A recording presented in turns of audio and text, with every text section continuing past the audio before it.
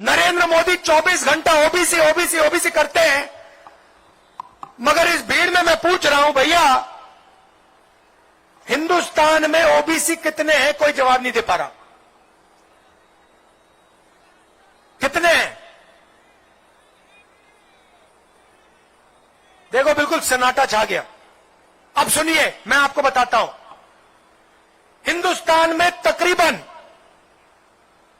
50% OBC आबादी है। अब सुनिए, मजे की बात सुनिए। 50% ओबीसी, 12 से 14% आदिवासी, तकरीबन 15% दलित। अब सुनिए, इन अफसरों में से 90 अफसरों में से 3 अफसर ओबीसी के हैं। आबादी आपकी 50% और 90 में से 3 आपके। बात वहां नहीं रुकती।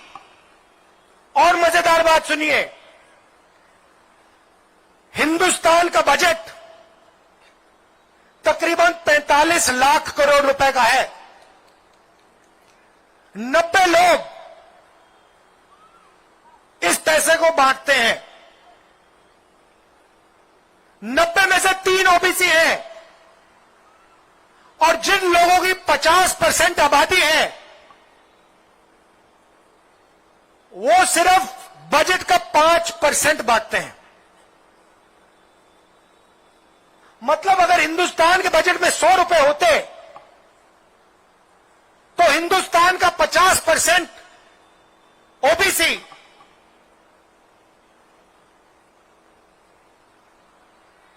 ₹5 का निर्णय लेता।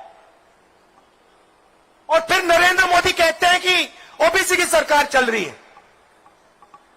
कहां ओबीसी की सरकार चल रही है?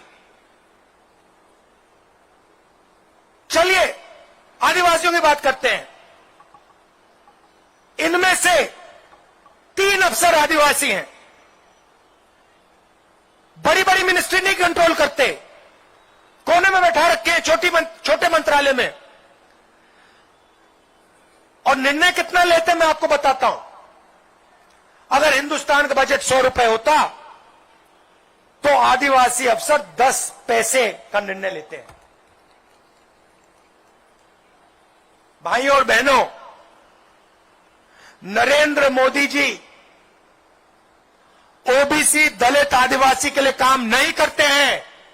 नरेंद्र मोदी जी अदानी के लिए काम करते हैं, इसीलिए वो जाति जनगणना की बात स्टेज से नहीं कर सकते। जिस दिन नरेंद्र मोदी जी ने जाति जनगणना की बात शुरू कर दी, लिख के ले लो, टेलीविजन पे आपको उनका चेहरा नहीं दिखेगा। बात समझो। जिस दिन नरेंद्र मोदी ने भाषण में कहा कि मैं जाति जनगणना करूंगा, उस दिन टीवी पे नरेंद्र मोदी नहीं दिखेगा। भाई और बहनों, गायब हो जाएंगे।